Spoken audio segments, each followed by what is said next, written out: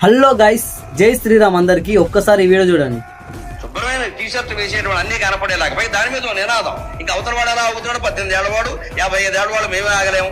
పంతులు గారు మేము ఒట్టకాయలు కట్ చేసేస్తే అవుతారు మీరు. పంతులు గారు ఏమన్నారా? మంచి గురించే చెప్పిండు గారా, మంచి బట్టలు వేసుకోమని. అయిన బట్టలు కోసేస్తా అంటున్నావు, నీ బట్టల వరకు పోయాలరా.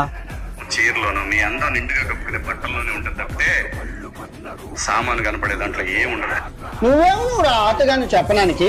ఇప్పుడు అమ్మాయిలో మీకు చెప్తున్నాను, మీరు గొడ్డ ముక్కలు ఇప్పుకుంటారు కానీ మీ స్వేచ్ఛ ఇంపార్టెంట్, మీ సేఫ్టీ ఇంపార్టెంట్. సరే, వాళ్ళిద్దరిని తిట్టిను. వాళ్ళిద్దరు బట్టలు వేసుకోవద్దు అట్లాంటివి ఇట్లాంటివి అన్నారు కాబట్టి తిట్టిను. నువ్వెవర్రా వేసుకోకుండా ఉండు, గుడ్డలు ఇప్పు తిరగండి అని అంటున్నావు. నువ్వెవర్రా చెప్పడానికి? నువ్వెవనివిరా మరి చెప్పడానికి? ఇస్లామిక్ మతంలోని, హిందూ మతంలోని చాలా దారుణం. ఒక్క క్రిస్టియన్ మతంలోనే ఆడదానికి స్వేచ్ఛ. క్రిస్టియన్ మతంలో ఒకటి మంచిగా ఆడలకు స్వేచ్ఛ ఉందా? హిందూ మతంలో లేదా? ఎవర్రా నీకు చెప్పింది హిందూ మతంలో స్వేచ్ఛ లేదని?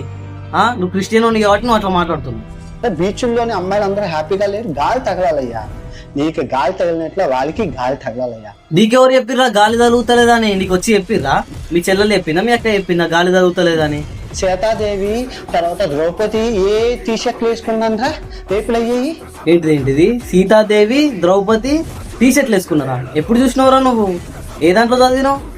ఏం మాట్లాడుతున్నావు? నీకు అర్థమవుతుందా? రేమన్నా చూసిరు కదా వీని బుద్ధి. ఇప్పుడైనా అర్థమైందా? మన ఫాలోవర్స్ లలో చూస్తే మొత్తం హిందూసే ఉన్నారు. ఇప్పటికైనా మేలుకోండి, ఇప్పటికైనా అన్ఫాలో కొట్టండి వానికి.